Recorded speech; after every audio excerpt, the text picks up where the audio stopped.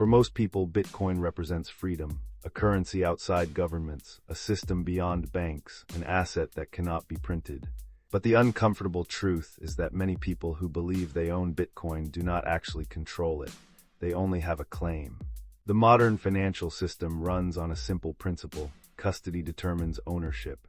If another institution holds the asset, then that institution ultimately controls access to it.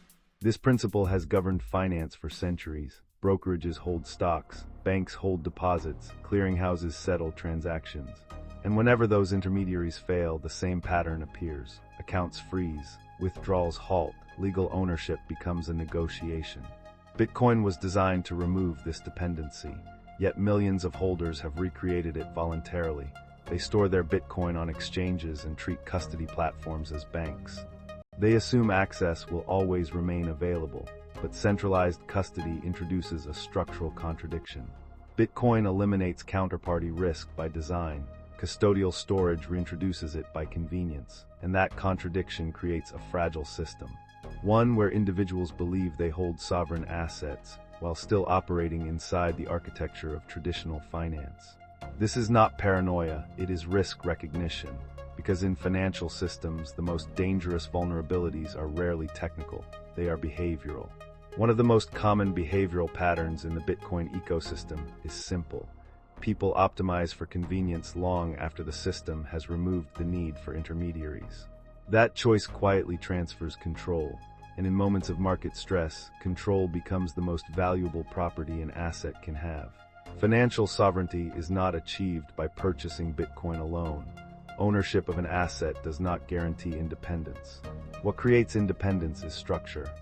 A layered system designed to absorb shocks, reduce dependency, and preserve optionality. This structure typically begins with a foundational layer, the monetary reserve layer. Here, Bitcoin functions as a long-term store of value. The purpose of this layer is capital preservation across monetary cycles.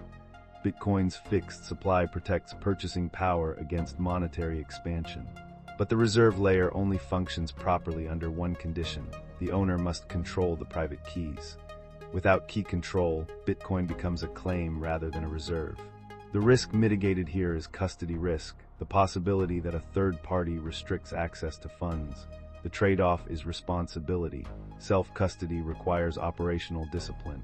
Private keys must be secured, backups must exist, recovery procedures must be planned. The system removes intermediaries, but it transfers accountability. Above the reserve layer sits the liquidity layer. Even sovereign systems require flexibility. Markets move, opportunities appear, and unexpected expenses occur. Liquidity buffers provide the ability to respond without disturbing long-term reserves. This layer typically includes stable capital, fiat cash, stable coins, or short-term liquid assets. Its purpose is volatility insulation. When Bitcoin experiences sharp drawdowns, the liquidity layer prevents forced selling. The risk mitigated here is drawdown pressure. Without liquidity buffers, individuals may liquidate long-term holdings during temporary market stress. The trade-off is opportunity cost. Liquidity rarely generates high returns, but it preserves something more important: strategic patience. The third layer introduces controlled asymmetry, the asymmetric exposure layer. This is where individuals explore high-risk opportunities with limited capital. Venture allocations, early-stage protocols, selective DeFi strategies. The purpose is not speculation. It is convexity, the ability for small allocations to produce disproportionate upside. The risk mitigated here is portfolio stagnation, but the trade-off is real. Volatility and technical risk are both elevated in this layer. DeFi protocols can fail, smart contracts can break, liquidity pools can collapse. This layer must remain strictly contained. Exposure here should never threaten the reserve layer. The asymmetric layer generates potential, but the reserve layer preserves the foundation. Beyond financial allocations sits another layer many investors ignore: the privacy layer. Financial sovereignty requires informational sovereignty. Digital footprints expose individuals to surveillance, policy risk, and targeted restrictions. Operational discipline includes secure communication channels, privacy-aware transaction practices, and controlled data exposure. The risk mitigated here is jurisdictional exposure. Financial data increasingly feeds regulatory systems. The trade-off is complexity.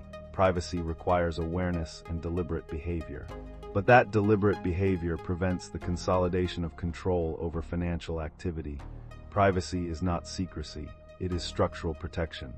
The final layer is structural redundancy. Systems fail, hardware breaks, jurisdictions change policy, political environments shift. Redundancy introduces alternative pathways, multiple secure backups of seed phrases, geographic distribution of recovery materials, legal awareness across jurisdictions. The risk mitigated is catastrophic loss from single-point failure. The trade-off is logistical complexity, but redundancy transforms fragile systems into resilient ones. When these layers function together, the individual no longer depends on a single institution, asset, or environment. Sovereignty becomes structural rather than symbolic. Structure alone does not guarantee protection. Behavior determines whether systems remain intact. Financial history repeatedly demonstrates that disciplined failures destroy well-designed structures. One common mistake involves position sizing. Many individuals overallocate capital to volatile assets during periods of enthusiasm. They underestimate their own volatility tolerance. Bitcoin drawdowns exceeding 70% have occurred multiple times. Without proper sizing, emotional pressure leads to liquidation at market lows. The structural correction is straightforward. Size positions according to volatility tolerance, not optimism. An allocation should survive worst-case drawdowns without threatening overall stability. Another common mistake is leverage exposure. Derivatives platforms allow traders to amplify positions dramatically. Leverage creates the illusion of efficiency, but it introduces liquidation risk. In volatile markets, leveraged positions often collapse before the underlying thesis has time to develop. The structural correction is leverage avoidance. Bitcoin's long-term asymmetry already provides exponential upside. Leverage often transforms that asymmetry into fragility. A third mistake involves information hygiene. Markets generate enormous quantities of noise. Social media amplifies short-term narratives. News cycles create emotional volatility.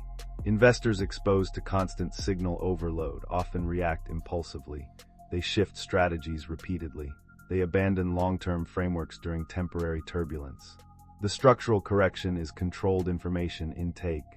Focus on structural indicators, liquidity conditions, macro policy shifts, and network fundamentals. Ignore the majority of short-term sentiment signals. The goal is not more information. The goal is better signal selection. A fourth behavioral risk is counterparty complacency. As institutions grow larger, individuals assume stability, but financial history repeatedly shows the opposite. Large institutions often collapse suddenly once hidden leverage surfaces. Examples include Lehman Brothers in 2008, Mt. Gox in 2014, and FTX in 2022. Each failure exposed the same vulnerability. Users trusted centralized platforms with assets they believed they owned. That trust was structurally misplaced. The structural correction is custody awareness. Every intermediary introduces counterparty exposure. Every exposure must be measured intentionally. Even well-designed financial systems face unpredictable shocks. Black swan events do not require high probability. They require high impact. And centralized custody structures create unique vulnerability during such events. Consider the scenario of exchange insolvency. A major platform experiences liquidity pressure. Withdrawals accelerate. To prevent collapse, the exchange halts withdrawals temporarily. Users still see balances on their accounts, but access disappears. This scenario has occurred repeatedly across financial history. Assets held in custody may remain legally owned by customers, but legal processes unfold slowly. Liquidity disappears instantly. That asymmetry is the core risk. Another scenario involves regulatory intervention. Governments increasingly expand financial surveillance capabilities. Exchanges operate within legal jurisdictions. Authorities can impose restrictions, freeze assets, or mandate reporting requirements. Users who depend entirely on regulated intermediaries inherit these jurisdictional risks. Their financial sovereignty becomes conditional. Market shocks also expose liquidity fragility. During extreme volatility, exchanges may experience operational stress. Network congestion increases, transaction fees spike, and withdrawal processing slows. Users attempting to move funds during panic conditions may find themselves trapped. Timing becomes critical, but structural dependence removes control. Risk containment therefore requires one fundamental safeguard: control must remain decentralized. Assets that define financial sovereignty should never depend on a single institution. Self-custody converts systemic risk into operational responsibility. This shift does not eliminate risk, but it relocates it. Instead of trusting institutions, individuals trust their own discipline and redundancy systems, and that transformation dramatically alters the distribution of power. Financial sovereignty rarely emerges through dramatic decisions. It develops gradually through structural design. Each layer reduces dependency. Each discipline principle reduces fragility. Each redundancy increases resilience. The architecture compounds over time. Bitcoin offers a monetary system where individuals can hold capital without institutional permission. But that capability only exists when ownership and custody align. When private keys remain under individual control, Bitcoin functions as intended. When custody shifts to intermediaries, the system quietly reverts to traditional finance. Convenience often disguises structural risk. Platforms simplify access. Interfaces remove complexity, but convenience frequently concentrates control.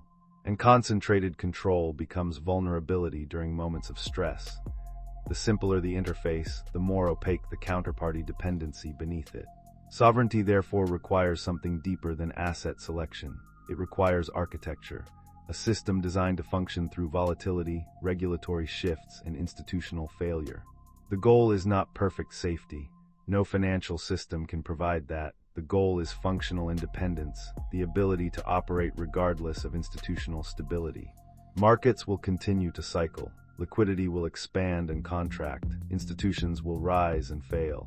But individuals who design layered systems remain operational throughout those cycles, because sovereignty is not a declaration.